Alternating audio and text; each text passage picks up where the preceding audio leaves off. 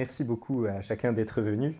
Et avant cela, d'ailleurs, merci de l'accueil que j'ai reçu lorsque je suis venu travailler dans les archives de l'Académie salésienne l'année dernière, donc dans le cadre de mon travail de master. Voilà, c'est vraiment agréable quand on débute tout juste dans les études historiques, de trouver en face de soi des gens tout prêts à vous aider, à vous aiguiller, etc. Donc voilà, soyez remerciés.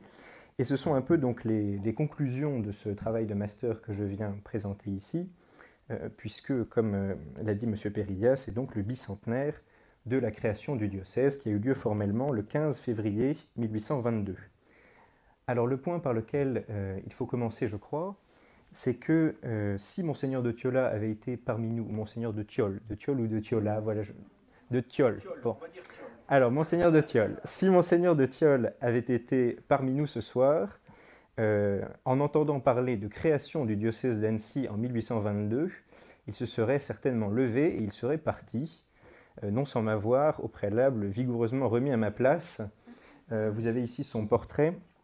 J'en ai une version, voilà, une deuxième version qui est peut-être plus nette sur le visage, portrait qui permet de laisser deviner un peu quelle pouvait être sa personnalité et son caractère.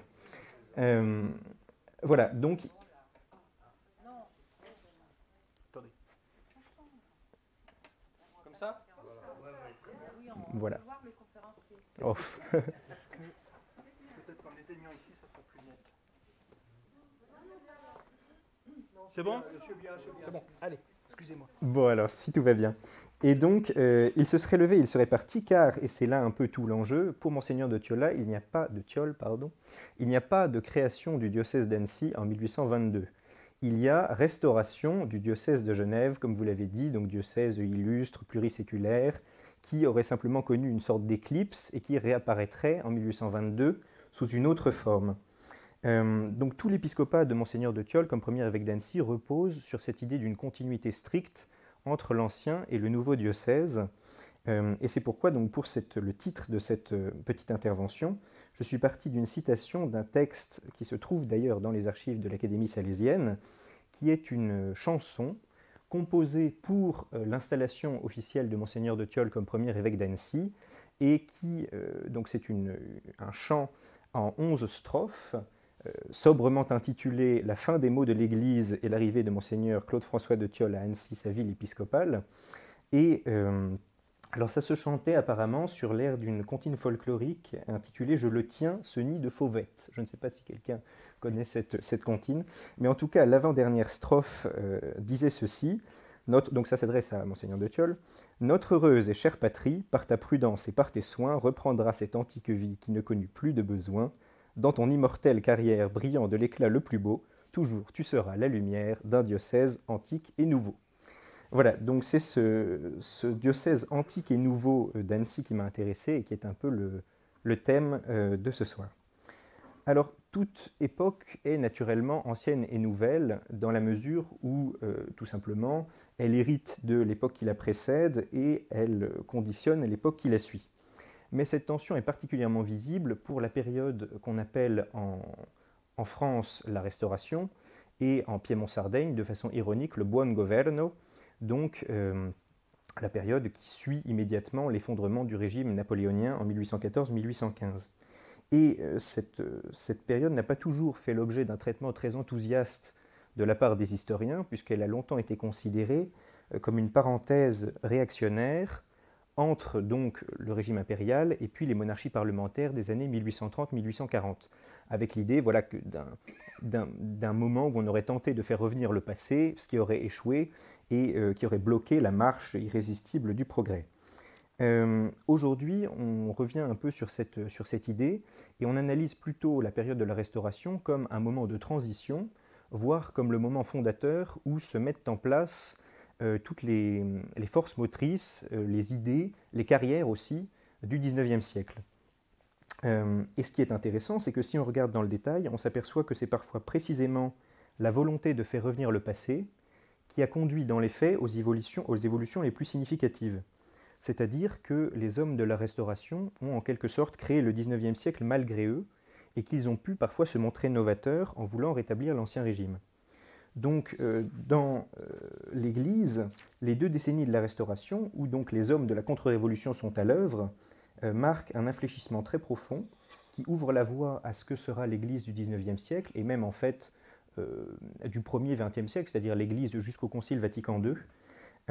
Et on peut citer quelques aspects de ces évolutions, donc par exemple reconstruction des diocèses d'une manière beaucoup plus centralisée autour de l'évêque, instauration d'un nouveau rapport de force entre le trône et l'autel, retour au pape qui annonce le triomphe de l'ultramontanisme, essor des missions étrangères, etc.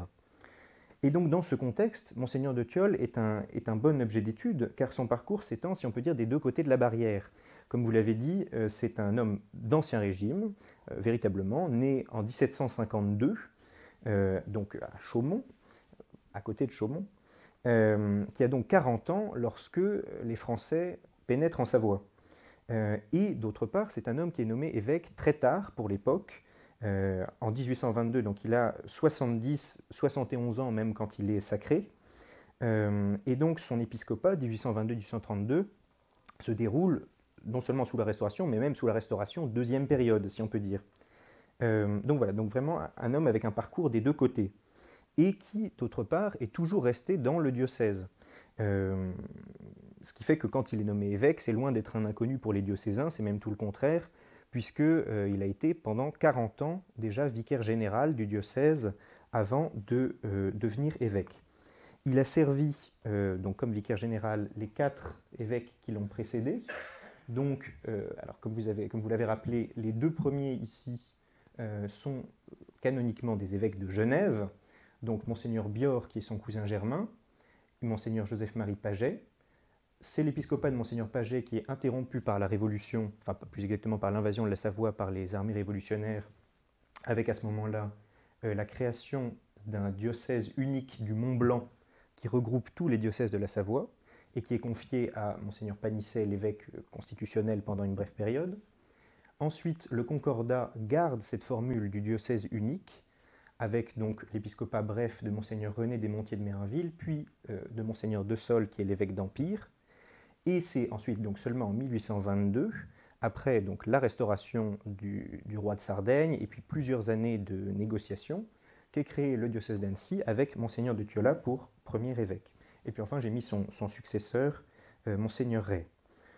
Alors ce qui est certain, c'est que le retour à l'Ancien Régime était au cœur du programme de Monseigneur de Thiolat, ainsi qu'on le voit très bien dans son mandement d'avènement de janvier 1823, alors que j'ai mis ici, et je vais essayer de citer le plus possible Monseigneur de Thiolat, d'abord parce qu'il a une très belle plume, et puis ensuite parce que c'est souvent assez savoureux.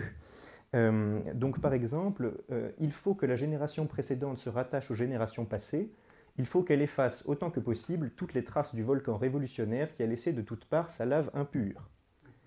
Nous ne devons rien d'avantageux au siècle qu'on appelle si ridiculement le siècle des Lumières. Oublions donc toutes ces maximes désolantes, rentrons tous dans la voie que nous frayèrent nos pères. Donc voilà, c'est assez clair. Donc Monseigneur de Thiol reprend dans leur version la plus radicale tous les thèmes chers aux ultra-royalistes français depuis 1814. Et donc fondamentalement, ainsi qu'on le voit ici, Monseigneur de Thiol est un contre-révolutionnaire.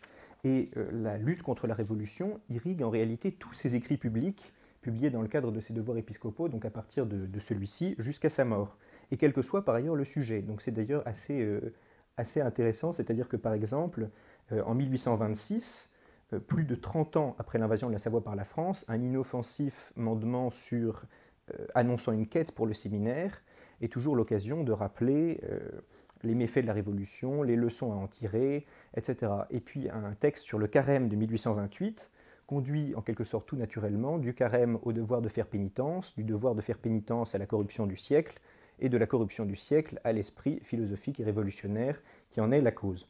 Donc jusqu'à sa mort, voilà, la Révolution est l'horizon, l'ennemi numéro 1 contre lequel il faut se garder. Ceci étant dit, pour passer à l'autre versant du problème, lorsque Monseigneur de Thiol devient évêque, l'Ancien Régime, si j'ose dire, est déjà loin. C'est-à-dire qu'il s'écoule 30 ans entre la suppression de fait du diocèse en 1792 et son installation comme évêque. Et c'est le temps d'une génération, en réalité. Donc, nous verrons que lorsque Monseigneur de Thiol essaye de reconstruire le diocèse qu'il a connu au XVIIIe siècle, il bute sans cesse sur les réalités qui sont issues de la Révolution et de l'Empire, et tout simplement sur le fait que le temps a passé. Donc il est nommé tardivement parmi des confrères qui appartiennent à une autre génération, et donc c'est bel et bien un homme à la charnière du XVIIIe et du XIXe siècle.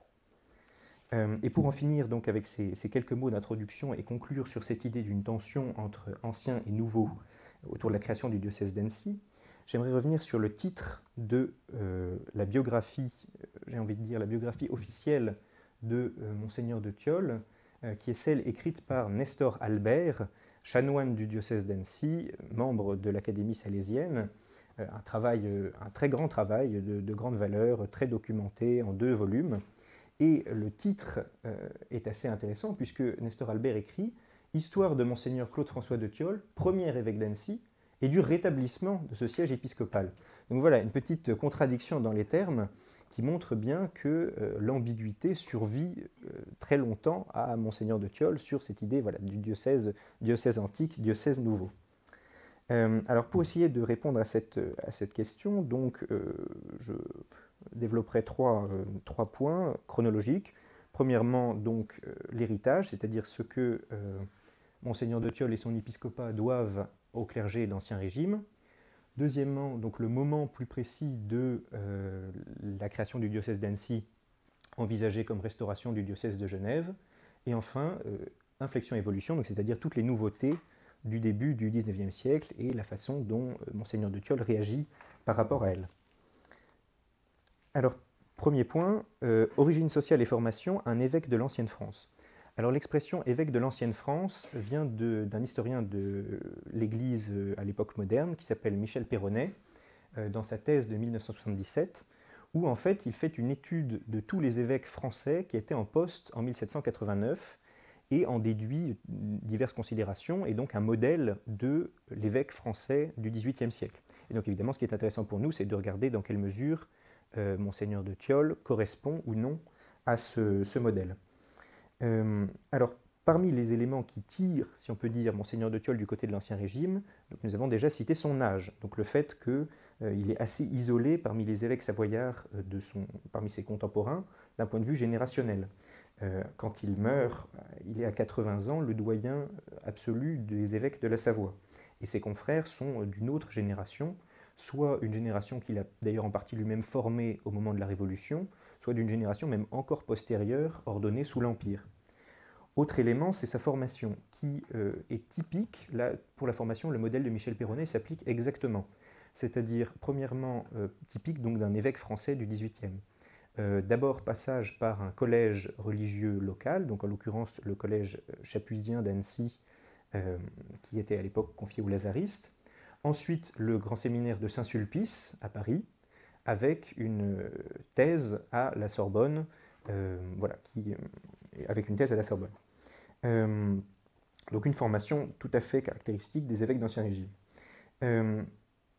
En revanche, pour ce qui est du milieu social et de ses origines familiales, la situation est là un tout petit peu plus nuancée.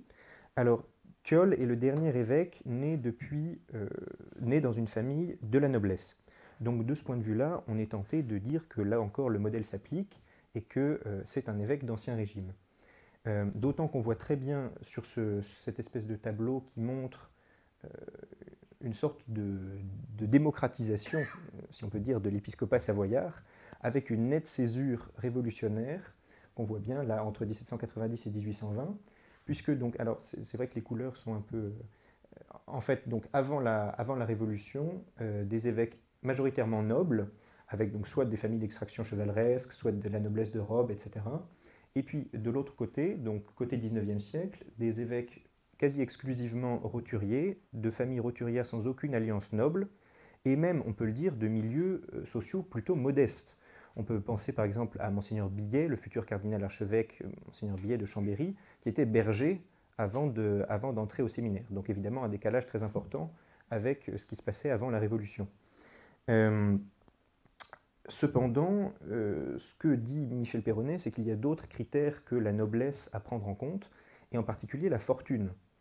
Et les familles des évêques de l'Ancien Régime sont non seulement nobles, mais elles sont aussi riches et proches, voire le plus souvent proches de la cour, ou au moins exerçant des fonctions importantes à l'échelle locale.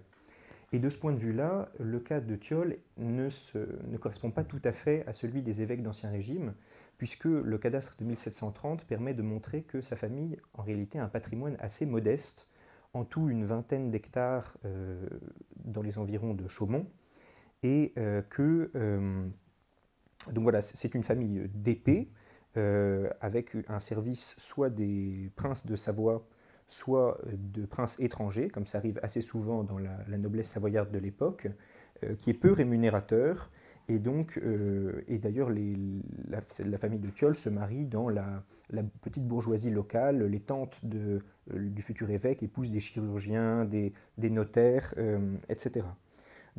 Et donc là, de ce point de vue-là, il y a un contraste avec, par exemple, la situation de Monseigneur Deschamps de Chaumont, dont le père était l'homme le plus riche de la Savoie, ou Monseigneur Millet d'Avriard, de la grande famille des juristes Chambérien, Millet, etc., et tous les autres avant. Donc voilà, donc plutôt l'idée d'une transition ou d'un homme à cheval socialement entre l'Ancien Régime et le 19e siècle. Alors voilà, après ces considérations sociales, je passe à... J'essaie de dire quelques mots de l'itinéraire intellectuel de Monseigneur de Thiol, et ce qui conduit à se poser la question, en fait, des origines de son engagement contre-révolutionnaire. En effet, aujourd'hui, on tend à insister sur les références communes des révolutionnaires et des contre-révolutionnaires, et à dire globalement que les uns sont tout autant que les autres des hommes des Lumières, et que ce serait donc l'événement révolutionnaire qu'ils auraient en quelque sorte départagé, avec des nuances variées d'adhésion ou de rejet à chacune des étapes de la Révolution. Alors Joseph de Maistre en est un très bon exemple, puisque c'est un homme qui est pétri pendant tout le début de sa vie, ainsi qu'il le dit lui-même d'ailleurs, des idées philosophiques du XVIIIe, des idées gallicanes du Sénat de Savoie, et qui ensuite est en quelque sorte converti à la contre-révolution par l'invasion de sa patrie par la France. Donc voilà, donc on peut se demander ce qu'il en est de Thiol dans ce contexte. Alors après ces années de formation parisienne, il est rentré naturellement dans son diocèse, où son cousin germain, Monseigneur Biord, est évêque, et le nomme vicaire général, alors le nomme d'abord chanoine en 1778 à 26 ans, puis vicaire général à 27 ans. Alors on doit noter qu'il en va de même en parallèle de l'autre protégé de Monseigneur Biord, qui est l'abbé François-Marie Bigex, en quelque sorte l'alter ego de Thiol.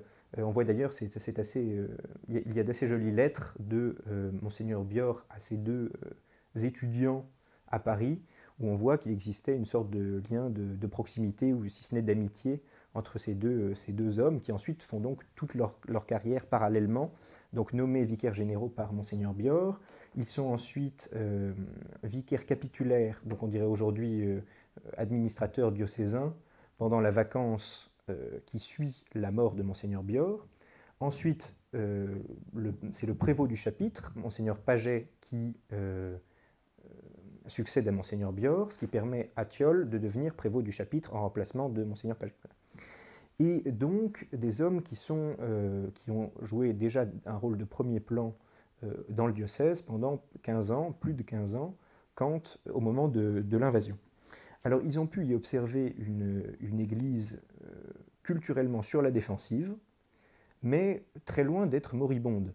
Le diocèse de Genève en particulier est un diocèse qui connaît encore une certaine vitalité.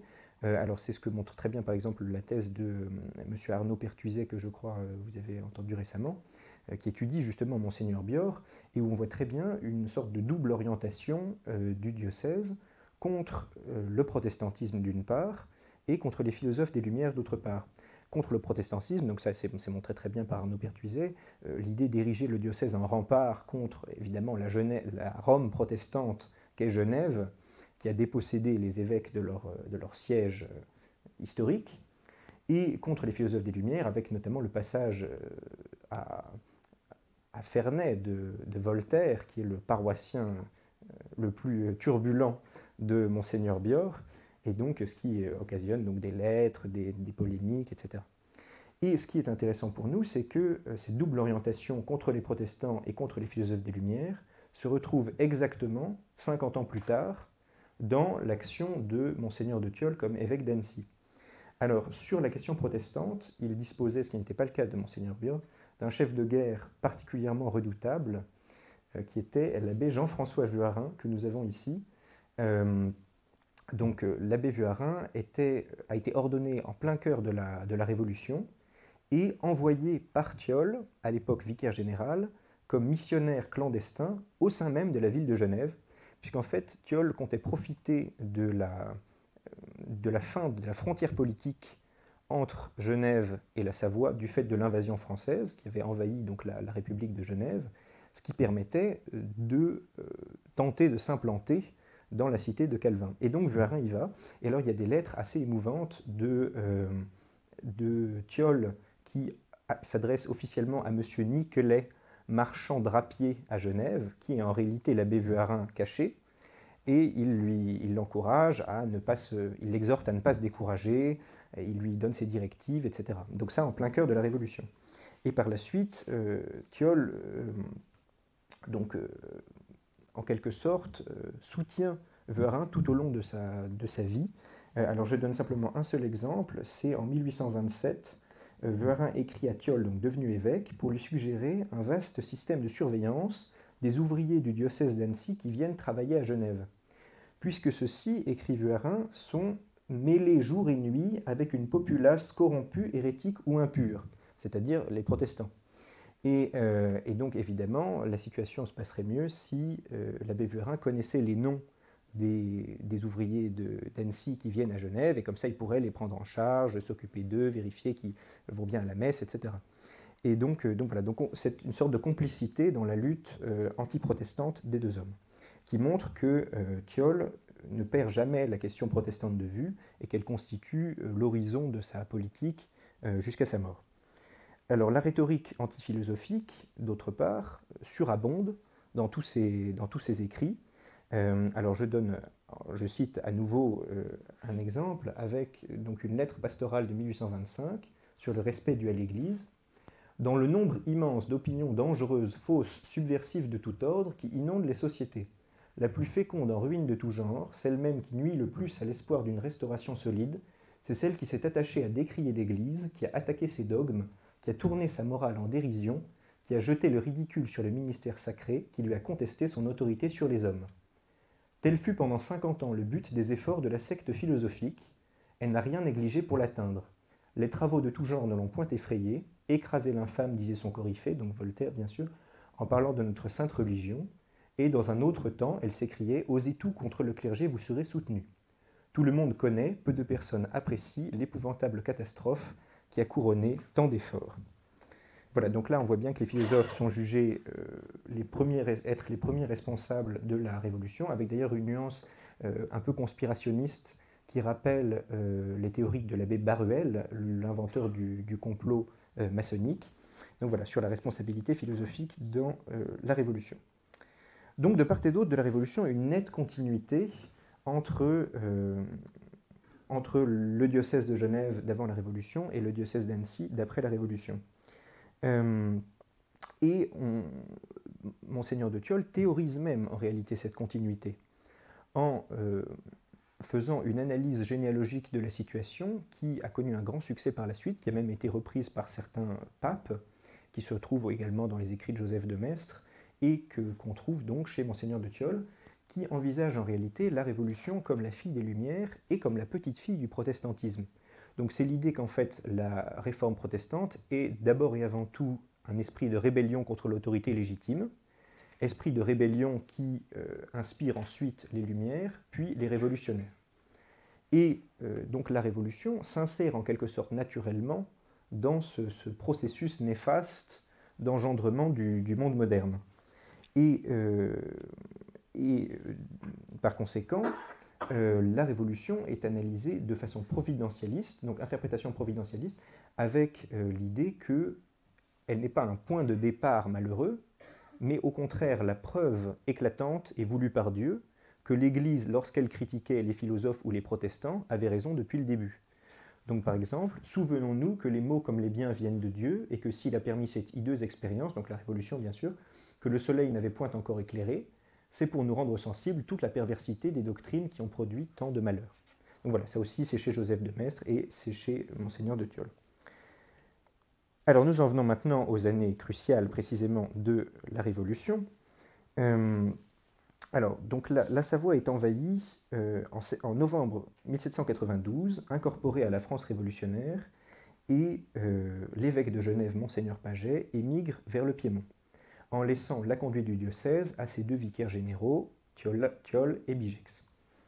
Le serment donc d'adhésion à la constitution civile du clergé commence à être exigé en Savoie au début de l'année 1793, et à ce moment-là, le diocèse de Genève s'affirme comme, alors nous dit M. Christian Sorel, le foyer du refus. C'est-à-dire que le refus est massif.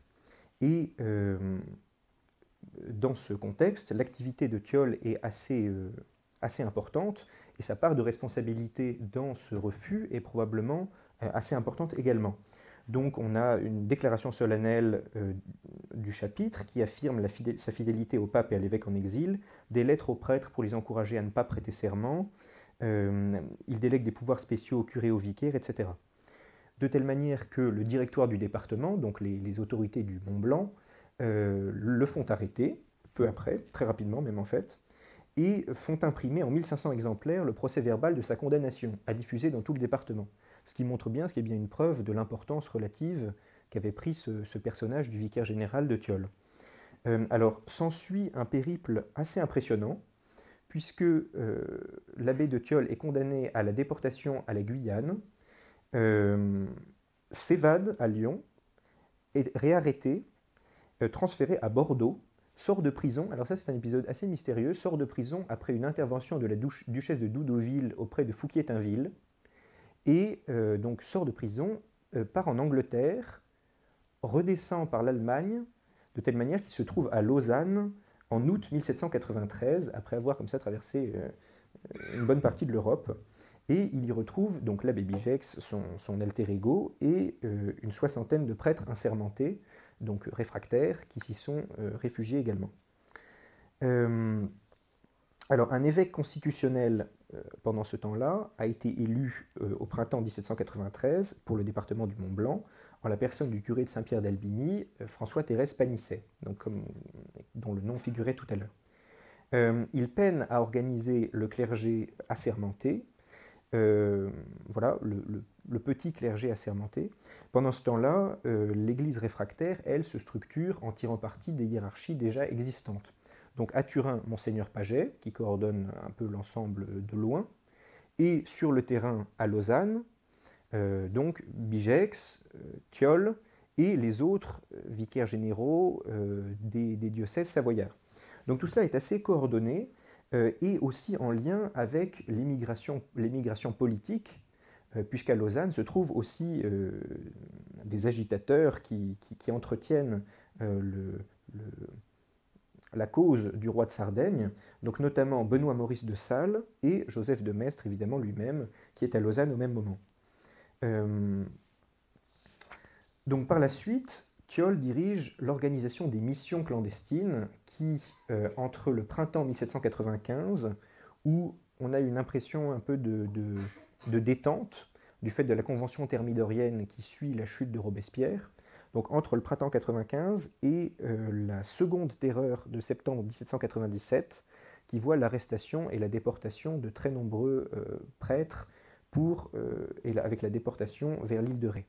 Donc pendant cette période, des missions sont organisées, donc avec des districts, tout ça est très bien structuré par Bigex et Thiol, et entraîne la mise sous surveillance. Donc ça, ce sont des papiers qui sont dans les archives nationales, dans la police des cultes. On voit la mise sous surveillance de Thiol et Bigex par les autorités politiques de l'époque, qui leur reprochent une correspondance illégale très abondante avec les prêtres, donc ces prêtres clandestins sur le territoire de la Savoie. Et le gouvernement français essaye de faire pression sur la Suisse pour obtenir l'expulsion de Thiol et Bigex, mais sans succès. Donc ces années révolutionnaires, en définitive, permettent au vicaire général de Genève d'acquérir une importance incontestable à l'échelle locale, de telle sorte que lorsqu'il rentre, après, avec le Concordat en 1801, lorsqu'il rentre officiellement en Savoie, c'est un homme connu, aussi bien des autorités politiques que des autorités ecclésiastiques, et son attitude lui assure en quelque sorte la considération générale après, une fois la paix religieuse revenue. Donc il est systématiquement paré du titre de confesseur de la foi, donc le titre des martyrs, ou qualifié d'homme apostolique dans les éloges composés en son honneur ensuite, sur lesquels renchérit toute la tradition historiographique du XIXe siècle. Donc voilà, un grand prestige personnel qui est en quelque sorte le legs paradoxal de la Révolution à la contre-révolution, et dont Monseigneur de Thiol est à Annecy le premier à profiter. Oui, alors j'avais mis le portrait aussi d'Albit, qui est dit le tigre de l'Ain, qui est l'envoyé en mission de la Convention pendant les années révolutionnaires, donc un des hommes qui organise la persécution contre le clergé insermenté. Alors, la paix religieuse advient avec le Concordat de 1801 signé par Bonaparte et Pie VII. Donc j'en viens ainsi à ma deuxième partie. Donc ce Concordat instaure à nouveau frais une entente entre l'Église et l'État avec plusieurs aspects. Premièrement, la démission de tous les évêques français, dont Monseigneur Paget, l'évêque de Genève, qui s'exécute. Et deuxièmement, une nouvelle organisation des circonscriptions ecclésiastiques. Donc on garde l'idée d'une union, donc l'idée révolutionnaire d'une union entre tous les diocèses de la Savoie, mais sous un nouveau nom. Ce n'est plus le diocèse du Mont-Blanc, mais le diocèse de Chambéry et Genève. Alors voilà, j'ai mis des cartes. Donc ici, ce sont tous les diocèses savoyards au XVIIIe siècle, avec donc la frontière, on voit bien en rouge, c'est la frontière politique, qui donc sépare entre la France d'une part et le Piémont-Sardaigne d'autre part, qui sépare en deux donc le grand diocèse de Genève, et puis ainsi que le diocèse de Belley. Et alors, donc voilà. Ah oui, avec aussi en hachuré les territoires qui ont été en quelque sorte perdus définitivement au moment de la Réforme. Mais sinon, pour le reste, ce sont presque les frontières médiévales qui n'ont pas tellement bougé. Alors voilà, ça c'est le diocèse de Genève seul. Et voilà, donc voilà la situation au moment du Concordat. Donc tous les diocèses de la Savoie unis. Alors ils ont perdu un territoire ici sur la gauche qui a été cédé au moment de la Révolution au diocèse de Belley.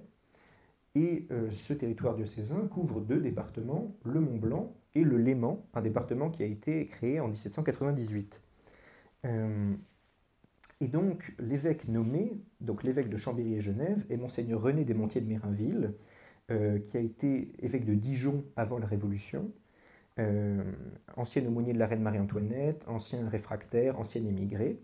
Et donc le nouvel évêque décide de conserver tout le personnel en place, et en particulier s'appuie sur Thiol et Bigex, qui sont chargés, donc pour Bigex, de réorganiser l'Église dans l'esprit du Concordat dans le Mont-Blanc, et pour Thiol dans le Léman. Donc cette réorganisation comprend deux aspects essentiels. Premièrement, une redélimitation des paroisses, dont le nombre doit être limité et l'emplacement en théorie rationalisé, puisqu'évidemment, en vertu du Concordat, les prêtres sont fonctionnaires, payés par l'État. Donc l'État a tout intérêt à limiter au maximum le nombre des paroisses. Et à l'inverse, le diocèse, donc les prélats post-tridentins, eux essayent de maintenir le maillage paroissial le plus serré possible. Donc redéfinition des paroisses et évidemment nomination des curés, donc la refonte complète de toute l'organisation ecclésiale. Et donc c'est une charge assez importante dont Thiol s'acquitte pour le Léman avec une autonomie complète, c'est-à-dire que l'évêque ne s'en mêle pas du tout et c'est Thiol qui négocie avec le préfet sur toutes ces questions. Donc, en ce qui concerne les paroisses, c'est un compromis et un relatif succès pour Thiol, puisque 84% des paroisses d'Ancien Régime sont maintenues, ce qui est relativement supérieur aux autres diocèses de France, avec 209 paroisses maintenues pour 248 en 1790.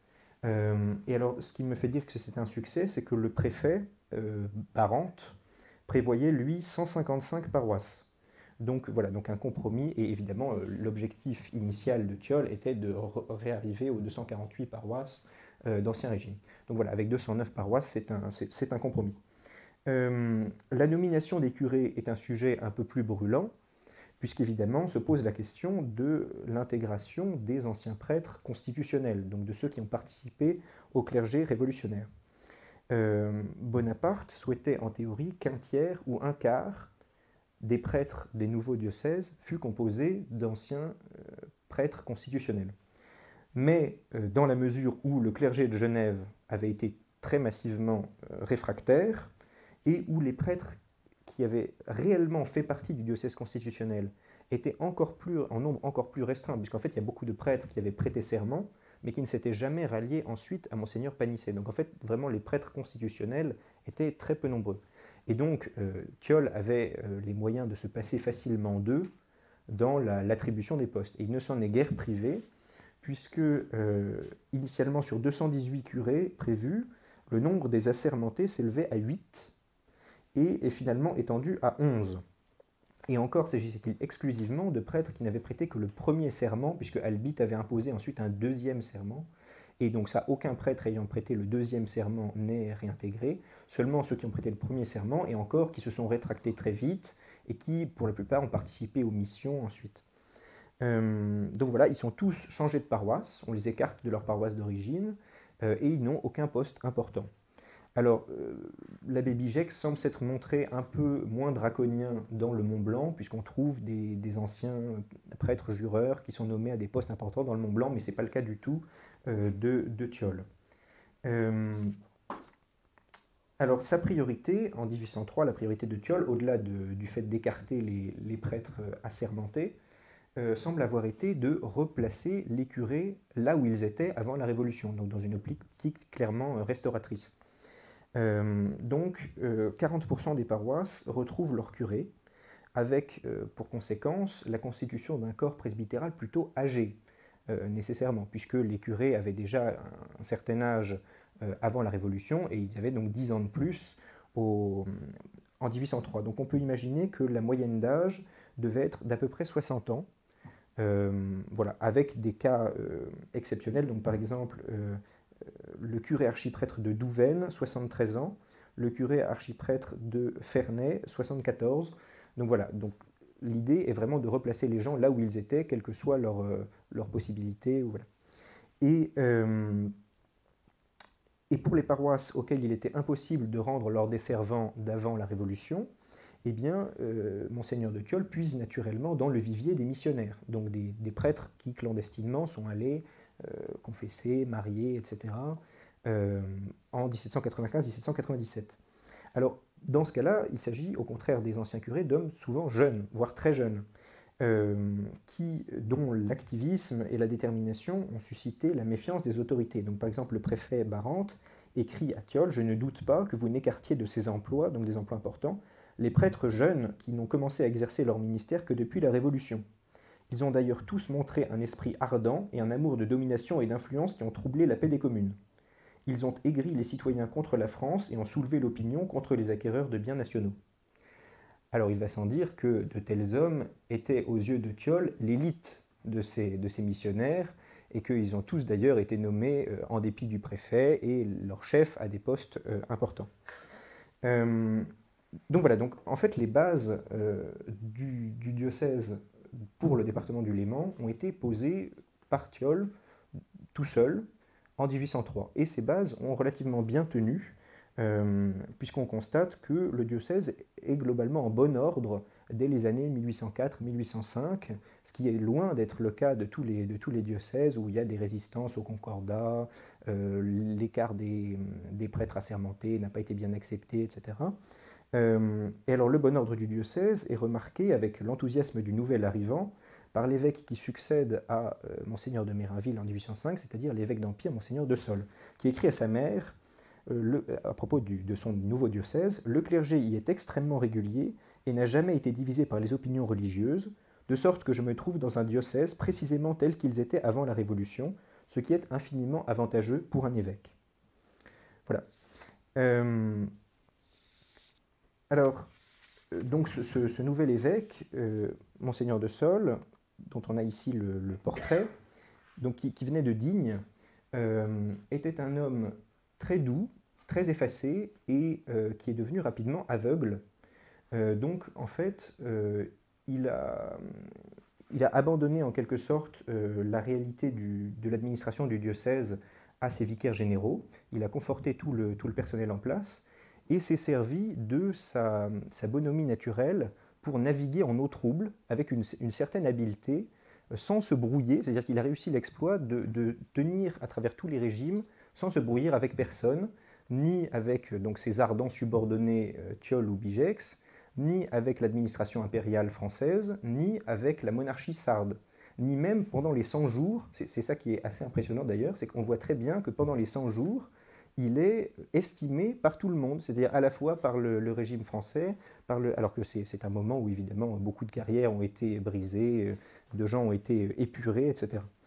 Donc voilà, un esprit conciliant de la part de Monseigneur de Sole. Et il avait fort à faire de ce point de vue-là à Chambéry et Genève, dans la mesure où on peut imaginer que le diocèse avait un enthousiasme, les clercs du diocèse éprouvaient un enthousiasme modéré à l'égard du régime impérial. Et la correspondance du ministre des cultes de l'époque, Portalis, témoigne à de multiples reprises du mauvais esprit, je cite, du diocèse d'Annecy. Donc par exemple, on voit que des prêtres sont accusés de vouloir célébrer les mariages religieux avant les mariages civils, ou d'empêcher des acquéreurs de biens nationaux d'être parrains des enfants, enfin voilà, des protestations de ce genre-là. Et il est évident que Thiol, lui, était toujours du côté des plus radicaux, puisque pour lui, religion et politique sont indissociables, et la Restauration forme un système. On a envie de dire que la Restauration est un bloc, pour parodier le mot de Clémenceau sur la Révolution qui était un bloc. Donc, Thiol travaille à cette restauration complète, dont les deux objectifs principaux à son échelle sont le rétablissement donc, du diocèse de Genève, séparé de Chambéry, et le retour de la Savoie entre les mains du roi de Sardaigne. Alors sur le premier aspect, la restauration du diocèse, il y a une offensive dès le moment du Concordat, puisque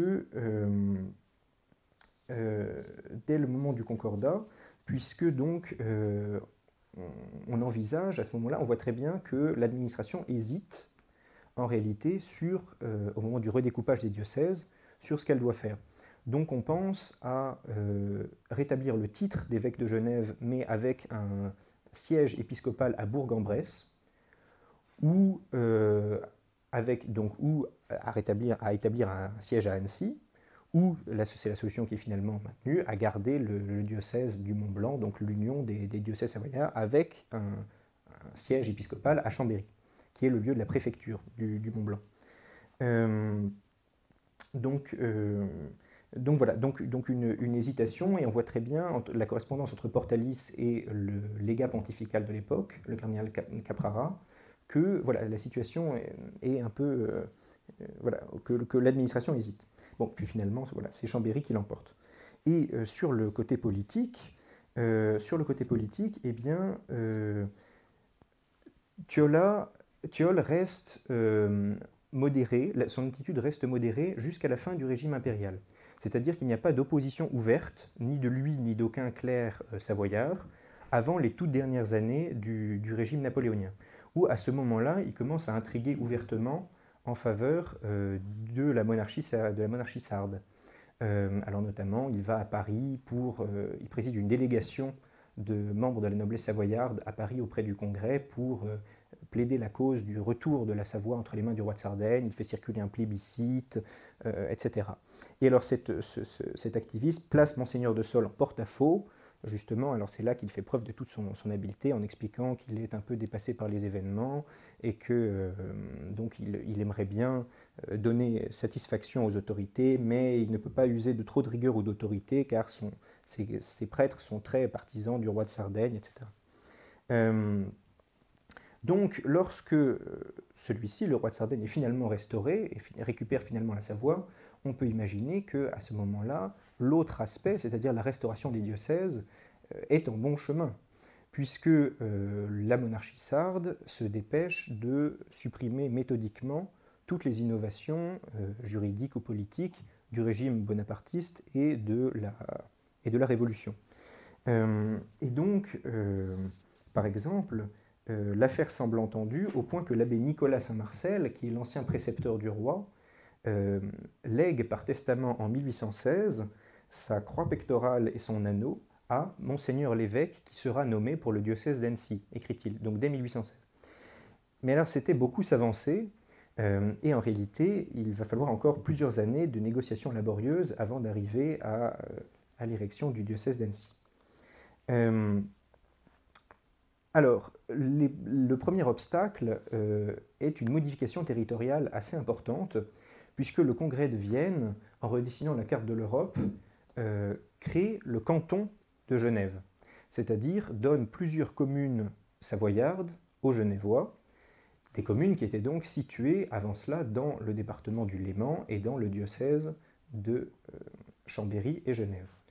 Et les autorités genevoises souhaitent que ces nouvelles paroisses, ces nouvelles communes, dépendent non pas du diocèse de Chambéry, mais d'un diocèse suisse. Et donc font une demande auprès du Saint-Siège, et le pape Pie VII accède à leur demande. Donc c'est le bref Inter Multiplices de 1819, par lequel eh bien, toutes ces paroisses sont rattachées au diocèse de Lausanne, et en même temps le titre épiscopal de Genève passe logiquement aussi au diocèse de Lausanne. Donc ça, on peut imaginer évidemment que pour des gens comme Thiol, c'est une catastrophe absolue. C'est une brèche énorme dans l'idée d'une restauration du diocèse de Genève, puisque le titre est passé à quelqu'un d'autre. Autre modification en 1817. Alors 1817, c'est le second concordat, enfin, les négociations du second concordat entre Louis XVIII et Pie VII, avec beaucoup de modifications territoriales, et notamment donc des changements pour le diocèse de Belley, qui récupère les paroisses qui étaient situées en France, donc tout le pays de Gex. Donc voilà, une nouvelle brèche, un nouveau morceau de territoire qui s'en va. Mais à l'occasion de cette réorganisation en France de 1817, donc beaucoup de diocèses sont recréés, et ce qui enclenche naturellement une série de nominations, parmi lesquelles Bigex et Thiol sont tous les deux nommés évêques. Le premier à Aire et le deuxième à Castres.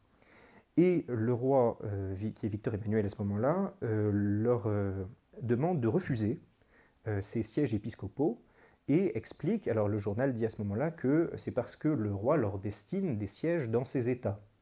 Et effectivement, Bigex est nommé évêque de Pignerol tout de suite après, dans les semaines qui suivent. Mais rien pour Thiol. Donc, on imagine qu'à ce moment-là, à partir de 1817, tout le monde pense comme imminente la création du diocèse d'Annecy, avec Monseigneur de Thiol comme premier titulaire. Et à ce moment-là, en réalité, l'évêque, l'obstacle principal à la création du diocèse, c'est Monseigneur de Sol, l'évêque d'Empire, qui use de toute son influence pour conserver son diocèse uni, éviter son démembrement, autant par attachement personnel pour celui-ci, que par conviction un petit peu d'administrateur impérial, que la multiplication des diocèses de montagne n'est pas réaliste et n'est pas intéressante. Et donc finalement, il décide d'accepter un compromis, c'est-à-dire l'instauration d'un siège épiscopal à Annecy, seul, et garde la Maurienne et la Tarentaise, et encore réussit-il à imposer que le nouveau diocèse d'Annecy n'ait pas les mêmes frontières que le diocèse de Genève, c'est-à-dire perde encore des paroisses au profit du diocèse de Chambéry. Donc là, la carte qu'on a ici, c'est un peu le monde vu par Monseigneur de Thiol, c'est-à-dire la différence entre tous les territoires perdus du diocèse de Genève, donc soit ceux qui sont passés à Lausanne, ceux qui sont passés à Belley, ceux qui sont passés à Chambéry, et le nouveau diocèse, le diocèse d'Annecy, qui est donc beaucoup plus restreint, et qui en plus n'a pas le même titre, n'a pas le même nom. Donc, restauration tardive, qui est canoniquement d'un diocèse nouveau, qui n'a pas les mêmes frontières, qui n'a pas le même nom. Donc voilà, alors pour un peu radicaliser cette idée, pour montrer un point de vue radical sur cette idée, j'ai une lettre de M. Emery, qui était le supérieur de Saint-Sulpice, un canoniste très réputé, à Monseigneur Bigex, où il explique qui explique en fait l'absence formelle de lien canonique entre les anciens et les nouveaux diocèses. Donc il écrit « L'Église gallicane ayant été éteinte, tous les privilèges des sièges ont dû l'être et l'ont été. Cette Église a été recréée d'un coup de baguette, elle est toute neuve, et peut bien se régir par les anciens errements et usages, mais elle n'est plus la même identiquement, sinon par la foi, la mission légitime et l'union au Saint-Siège. La formation d'un siège, écrit-il, sous la même dénomination, au même lieu, et même avec les mêmes circonscriptions, n'empêcherait pas que le nouveau diocèse de Chambéry ne fût aussi étranger à l'ancien diocèse de ce nom que l'est celui de Lyon ou de Bordeaux. Donc voilà, donc l'idée d'une disjonction canonique complète entre les anciens et les nouveaux diocèses. Alors évidemment, Monseigneur de Thiol s'inscrit en faux complètement contre cette idée, puisque lui, lorsqu'est finalement donc établi le diocèse d'Annecy et lorsqu'il en devient évêque, ah oui, alors j'ai oublié de mentionner le nom de la bulle qui érige Annecy en siège épiscopal, c'est la bulle Solicita Catholici Gregis, donc du 15 février 1822, et Monseigneur de Thiol, lui, écrit, alors détaille un peu son point de vue dans une autre lettre, au moment où, l'année suivante, on finit par établir, Monseigneur de Sol étant mort, les diocèses de Maurienne et de Tarentaise. Et à ce moment-là, on envisage de retirer encore des paroisses à Annecy pour compenser la perte faite par Chambéry. Et donc là voilà, ce sont les paroisses en question des environs de Rumilly qui effectivement sont passées au diocèse de Chambéry à ce moment-là. Et donc Monseigneur de Thiol écrit, donc explique un peu son opinion sur la création du diocèse. Je m'étonne que des personnes judicieuses aient osé demander au gouvernement de passer sur plus de 16 siècles de possession légitime, et cela pour favoriser les intérêts d'un diocèse qui compte à peine, en 2 temps, 43 ans d'existence. Donc Chambéry. Je m'étonne qu'on puisse trouver une convenance à étendre les limites du diocèse de Chambéry jusqu'à 2 lieues de la ville de ma résidence, lorsque pendant 1600 ans, c'était mon diocèse qui, sans contradiction quelconque, s'étendait jusqu'à 2 lieues de Chambéry. On dira peut-être que le diocèse d'Annecy n'a que 15 à 17 mois d'existence, mais je laisserai ce propos à celui qui aura une imagination assez robuste pour se persuader que je ne suis pas le successeur des évêques qui ont résidé à Annecy. Il dirait aussi, celui-là, que la maison de Savoie ne règne sur ses états que depuis 1814. Cependant, la tempête révolutionnaire ne lui a pas fait perdre ses droits, pas plus que celle qui avait forcé le pape Pie VII à supprimer le diocèse, avec les formes canoniques il est vrai, mais toutefois tellement forcées qu'on s'est empressé d'y revenir, dès le moment où cela a été possible. Au moment où l'on s'occupe du juste projet de rétablir les évêchés de Moutier et de Saint-Jean, on propose encore de le dépouiller, je ne dis pas de 3 paroisses qui appartiennent à Moutier et qu'il est juste de lui rendre, mais de 12 paroisses qui m'appartiennent et de tous les temps. Votre Excellence jugera avec moi que c'est trop. Elle croira que les intérêts de Chambéry ont été surabondamment satisfaits aux dépens de mon diocèse, et elle pensera qu'il y a intérêt, convenance et justice à laisser à un propriétaire légitime le terrain que ses prédécesseurs ont défriché et soigné pendant 16 siècles. Donc voilà, ça c'est l'avis de Monseigneur de Thiol sur la création de son diocèse. Les premières mesures qu'il prend en tant qu'évêque vont toutes dans ce sens. Donc dans l'idée de rendre le diocèse d'Annecy aussi ressemblant que possible de l'ancien diocèse de Genève. Donc évidemment, la mesure la plus emblématique, c'est la restauration du monastère des Visitandines, qui fait de lui le successeur de saint François de Sales de façon particulièrement remarquable, et il essaye d'ailleurs de racheter le monastère de la première visitation pour que ce soit encore plus, pour que ça fasse encore plus vrai, si on peut dire. Mais il n'y parvient pas malheureusement, et donc c'est un autre monastère qui sert finalement aux sœurs. Lorsqu'il nomme les chanoines de sa cathédrale, les premiers nommés sont les quelques survivants de l'ancien chapitre de Genève dissous 30 ans auparavant, il écrit au Saint-Siège, aux congrégations romaines, un très grand nombre de documents pour contester la bulle Solicita Catholici Gregis, la bulle d'érection du diocèse, sur quelques points précis, et notamment sur l'organisation des paroisses d'Annecy. C'est pour donner une idée du niveau de détail qui est important pour lui, puisque la bulle prévoit qu'il y aura une paroisse dans la cathédrale d'Annecy. Or, la tradition du diocèse voulait que la cathédrale soit réservée aux seuls chanoines et que donc il n'y ait pas de cohabitation avec des offices paroissiaux. Et il fait tant qu'il obtient finalement une deuxième bulle qui déroge à la première bulle de nomination, une bulle qui s'appelle Postquam Felicis de 1824, donc où le nouveau pape Léon XII donne satisfaction à l'inflexible évêque d'Annecy. Donc, en tout ceci, on voit bien que donc, voilà, cette ambition claire et cohérente de restaurer intégralement le diocèse de Genève qui n'aurait fait que changer de nom. Mais les quelques exemples que nous avons donnés de ces décisions montrent que cette ligne de conduite utopique, même servie par le talent administratif réel de Mgr de Thiol, bute largement sur la réalité issue de la Révolution, avec notamment la vente irréversible des biens nationaux, la disparition d'une grande partie des personnes en place en 1792 et au contraire la continuité au pouvoir des hommes d'Église qui se sont accommodés des événements. Donc j'en viens à ma troisième partie, qui sera brève, c'est-à-dire les nouveautés du XIXe siècle, justement ces nouveautés issues de la Révolution et ce qu'en fait Mgr de Thiol.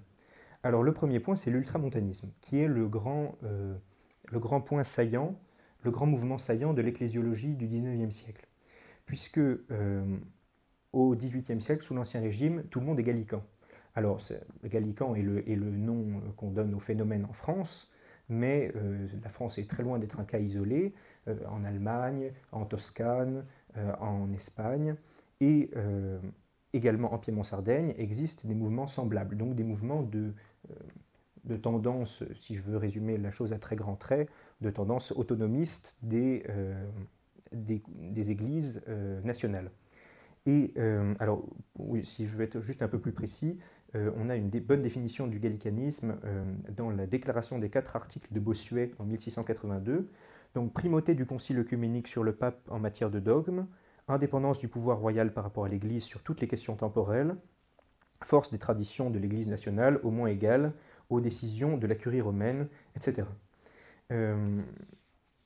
Donc Mgr de Thiol, qui a été formé à Saint-Sulpice et à la Sorbonne dans les années 1770, est un pur produit du gallicanisme français, de même que Mgr Bior était un assez bon représentant de ce qu'on appelle le gallicanisme savoyard.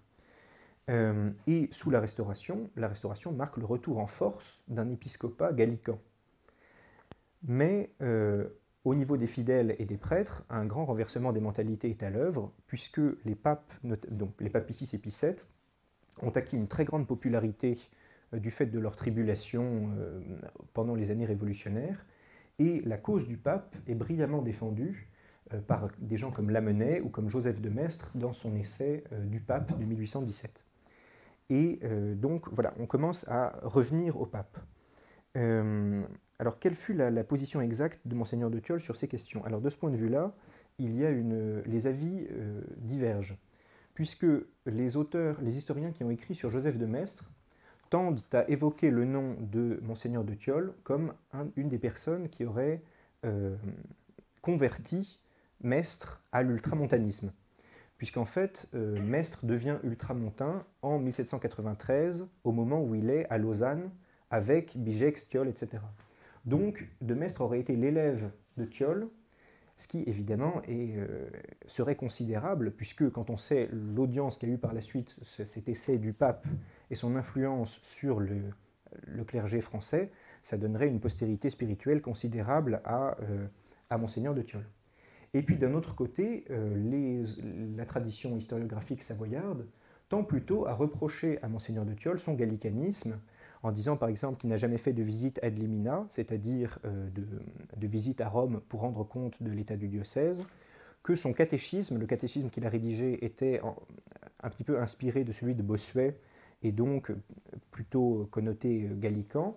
Voilà, il y avait aussi des questions liturgiques là-dedans. Donc voilà, donc une hésitation, Mgr de Thiol, est-il ultramontain ou est-il gallican? En fait, peut-être que le nœud de l'affaire est dans l'idée d'autorité. C'est-à-dire que l'ultramontanisme de gens comme Bigex ou comme Thiol n'est pas un ultramontanisme philosophique.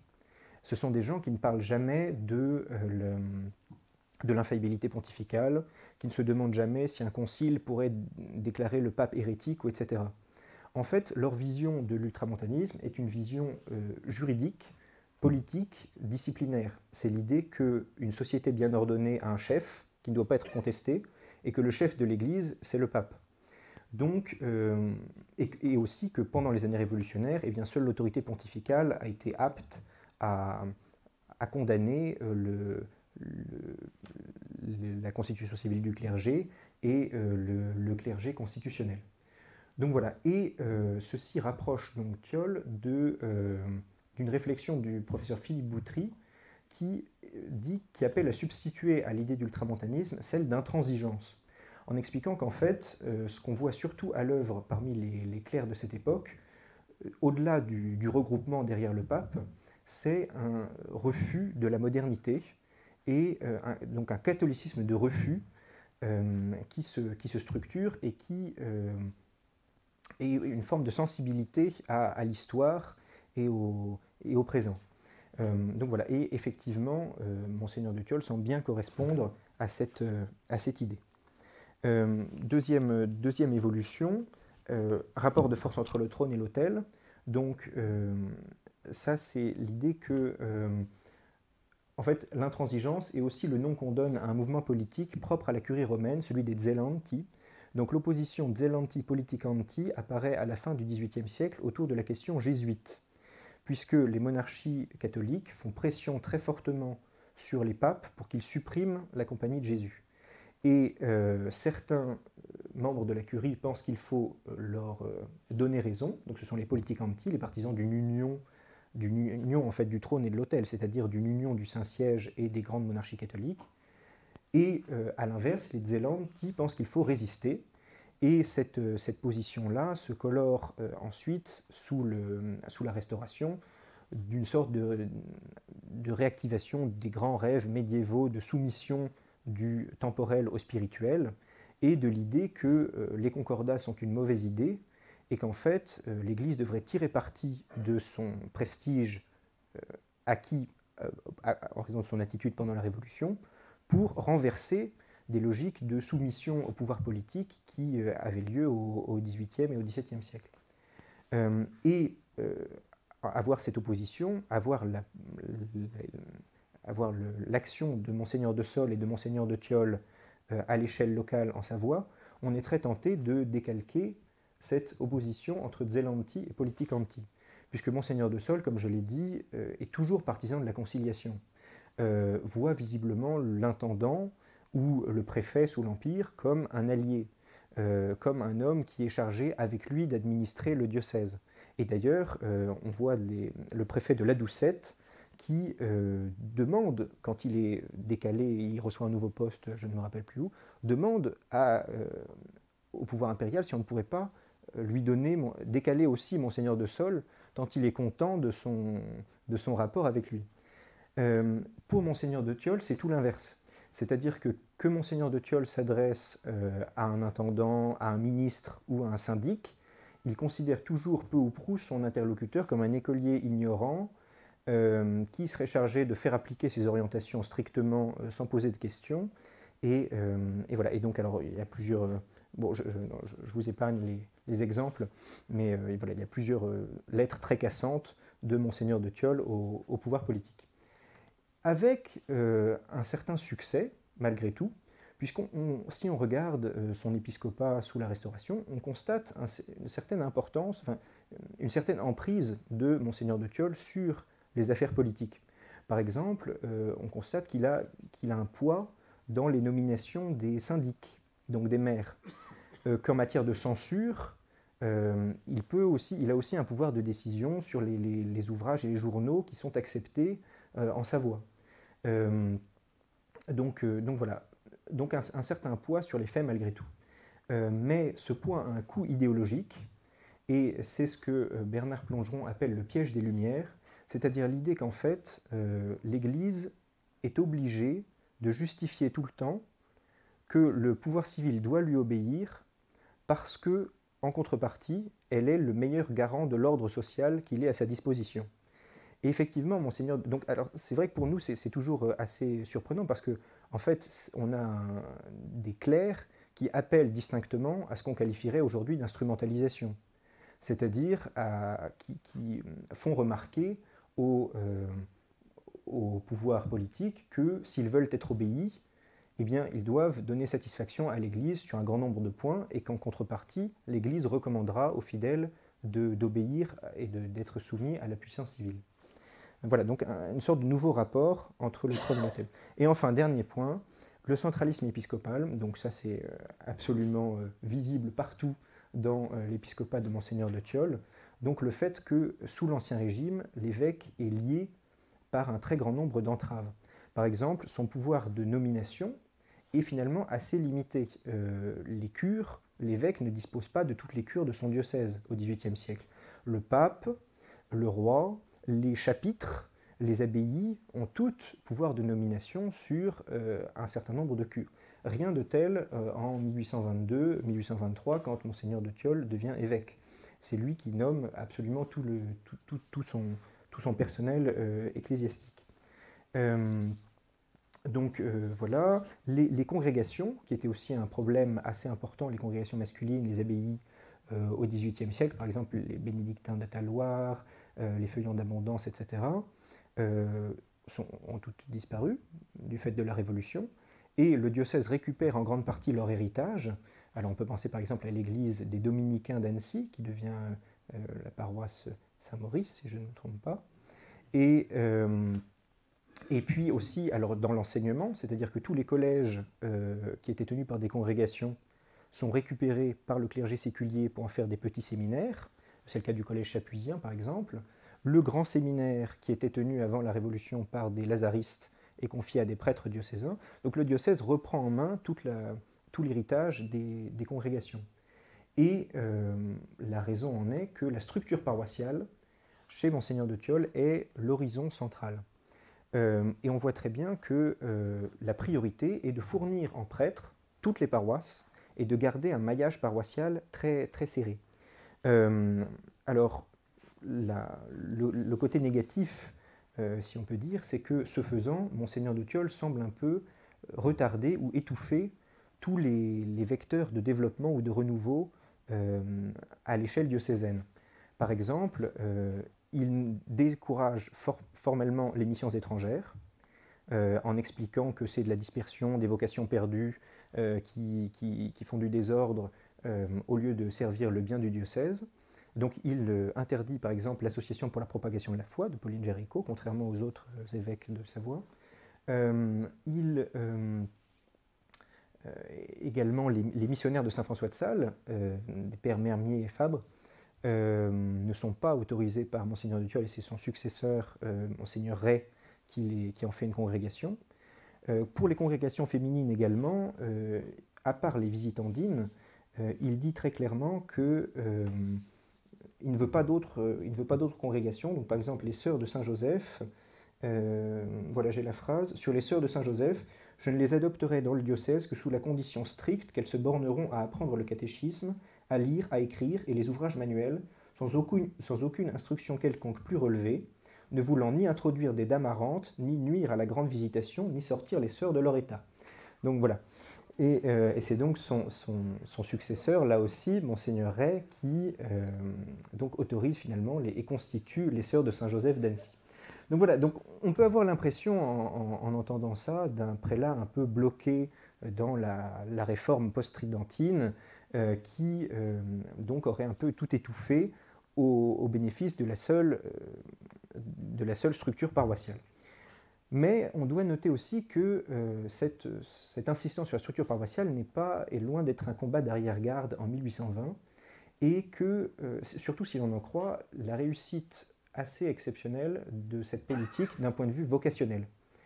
C'est-à-dire que sous l'Ancien Régime, le recrutement des prêtres est essentiellement, je simplifie un peu, mais est essentiellement urbain et essentiellement bourgeois. En fait, et donc les couvents des villes en sont les dominicains, etc., en sont le symbole. Au contraire, ce que Monseigneur de Tiolle met en place, c'est un recrutement massivement paysan qui vient en fait des paroisses de montagne qu'il a tenu à maintenir en prêtres, quitte à sacrifier à cette considération toutes les autres. Et donc, sous l'épiscopat de Monseigneur de Thiol, on a 24 ordinations en moyenne par an, au point que le séminaire déborde et que, à la fin de son épiscopat, le supérieur du séminaire invite à être un peu plus restrictif dans l'admission des candidats, parce qu'il y a trop de candidats et pas assez de cures à pourvoir ensuite. C'est sûr qu'aujourd'hui, ça semble un peu étrange de dire ça. Voilà. Et enfin, le dernier élément d'héritage laissé par Monseigneur de Thiol, c'est justement cette idée d'un épiscopat autoritaire, sur lequel aucun de ses successeurs ne revient ensuite. C'est-à-dire qu'aucun des évêques d'Annecy du XIXe ne revient à l'effacement et à la prudence d'un Monseigneur de Sauls ou d'un Monseigneur Paget. Au contraire, les évêques d'Annecy cultivent une très grande audace épiscopale et un interventionnisme assez important. Donc on peut penser par exemple à Monseigneur Izoard à la fin du XIXe siècle, avec l'idée d'évêques qui parlent sans problème de... voilà, ça va de l'économie à la géologie, en passant par tous les degrés de la politique. Donc voilà, donc un épiscopat de Monseigneur Izoard qui rappelle à la fin du XIXe l'orientation donnée au siège d'Annecy par Monseigneur de Thiol. Alors voilà, j'en viens donc à une brève conclusion. Donc Monseigneur de Thiol meurt le 14 mars 1832, dans une dernière scène probablement très impressionnante, puisque c'est son neveu qui raconte ça, et Nestor Albert d'ailleurs n'a pas repris cette histoire dans sa biographie. En fait, alors qu'on récite la prière des agonisants autour du lit de Monseigneur de Thiol, à un moment il y a une formule qui dit je prie le Seigneur de me pardonner si quelquefois j'ai douté. Et raconte le neveu de Monseigneur de Thiol, à ce moment-là, Monseigneur de Thiol se redresse et dit « Jamais je n'ai douté ». Voilà. Et donc, ça montre bien une dernière fois le personnage. Donc, le diocèse, perd ce premier évêque tout d'une pièce.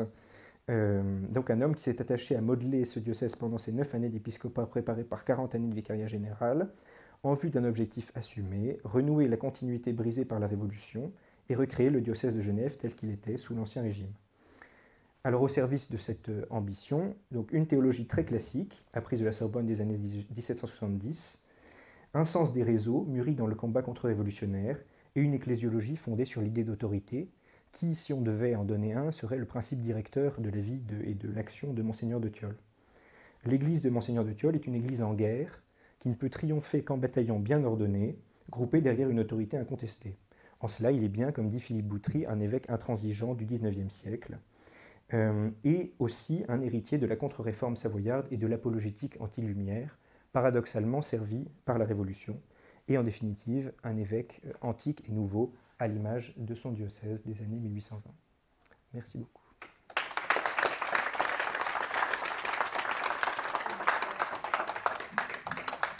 Bravo, bravo. Comme le texte écrit, l'oral est magistral.